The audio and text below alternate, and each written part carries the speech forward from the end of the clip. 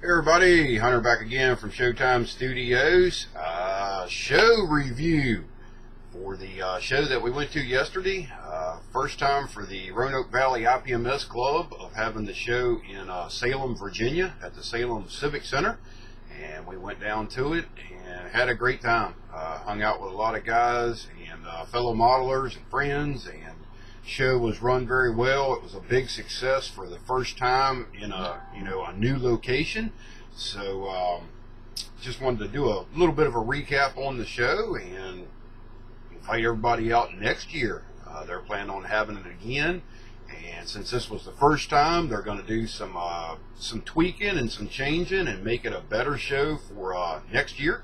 So it should be around in August, usually first or second week of August.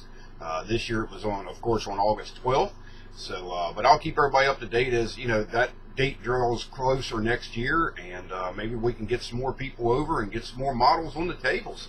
But just a quick review of what we picked up and actually bought and won at the show. So Sandy put some money in the raffle and did very well. Like usual, I put money in the raffle and I don't win anything, but she did very well with it. So I'll just go through the list of stuff that she actually won in the raffle, and then the two things that I actually bought, and then we'll do the awards that I come out with. So first thing that she's really interested in, and she got this in the raffle. This is the Han Solo Millennium Falcon Star Wars thingamajiggy. It is a snap type, but it looks like a pretty cool kit. It's a heavy thing too, so she's real interested in doing something with that. Let me set that back here out of the way. And the next thing that she got was the AMT 97 Ford Mustang GT seal. And I don't know what she'll do with that one. We shall see on that too. And next up, another one that she really likes is the re-release of the Revell M48 bridge layer tank. This is in 1/40th scale, and I did some research on this. It was actually released in 1982, and then it's been reissued a couple of times. This is the last reissue of it with the different box art. So that's one of her kits that she won.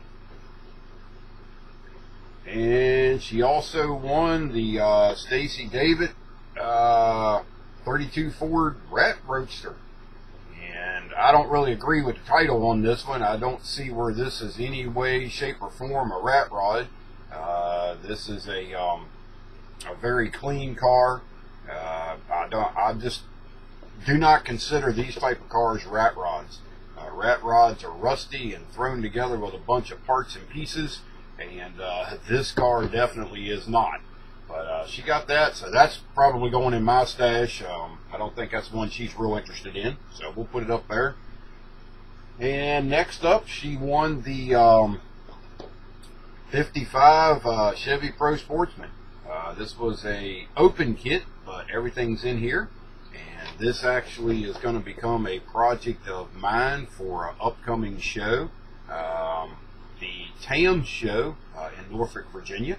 So I'll be doing updates and stuff on that, so stay tuned for that one.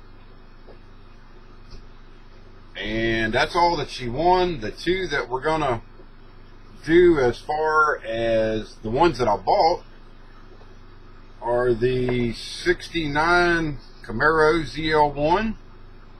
This is one that we actually, we didn't win this one, we bought this one.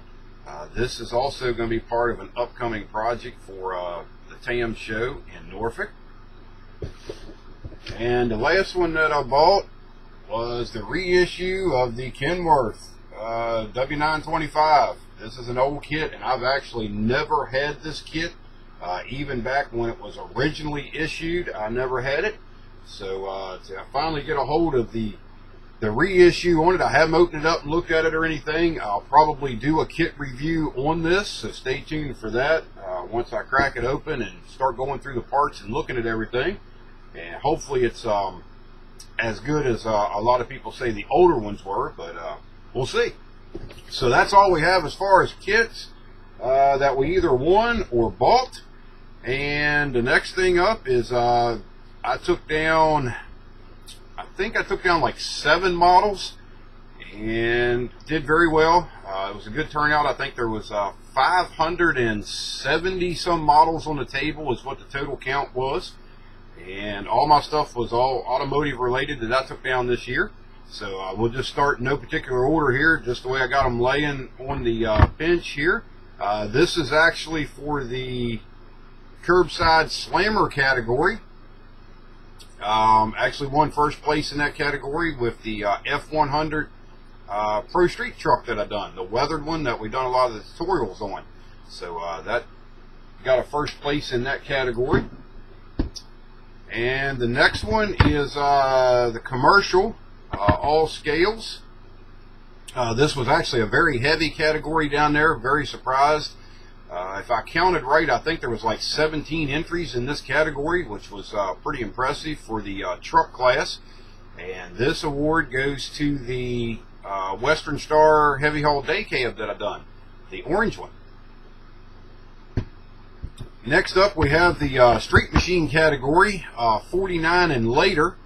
And I went ahead and put my C5 Corvette, the orange one that I done, in that category. And as the day went on, I noticed there was a lot of real nice models going in there, and I came out with a 3rd place, so I was real happy with that, especially with the other models that were in there. The quality of them was just amazing, and the detail. So you know, I came out with a 3rd, so I'm happy with that, especially in that category. The next one that I have is this is actually a category that they split. We had I think it was over 20 some entries in one category, and this was for the custom category. And what they ended up doing is they split it from the first part of the category was cars, and the split was trucks. So they did the cars all kind of judged together and did a 1st, 2nd, and 3rd on that, and then they did a split with all the trucks and did a 1st, 2nd, and 3rd on that. And I came out with a 1st place in that category for the International Pro Star. I actually got that thing back together. It's not perfect, but I got it back together enough to take it to the show after it's damaged from the Mama show that we went to, the Mid-Atlantic NNL, and everybody seemed to like it. So that's usually a hit at the shows. A lot of people enjoy that model, so it came out with a 1st place in that category, which was cool. And then the last award that we have is the Best Automotive Award. And it goes to the Pro Star, which I was very surprised on that. I would have personally picked my Western Star to be my better build that was on the tables. But that's the way judging goes, and they picked the Pro Star for Best Automotive, so there it is. So other than that, like I say, it was a real good show. Rained a little bit, but most of the day was pretty decent. And like I say, the venue was real nice, plenty of parking. If you have large models or whatever, you can pull up right in front of the front doors and unload everything and then go park your car. Very nice location, very nice venue, very easy to get to. So like I say, I'll keep everybody up to date on the 2018 Virginia Shootout is what they call it.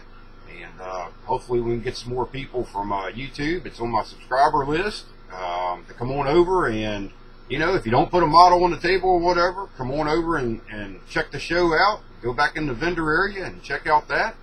They had a fair amount of vendors. There was 3 or 4 vendors, I think, that they said that didn't show up. So that was kind of not a good thing, but there was a lot of stuff to look at and good prices on it. So overall, I think it was a very good show. I think the guys done a good job, like usual, on it, especially for a new venue. The turnout was good. The model count was good. So we were real happy to be a part of that first time of having the show there.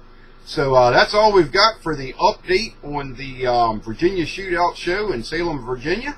So we'll have some more videos coming up here real soon, so stay tuned for them. Like always, I thank you for watching. We'll talk to you later. Bye-bye.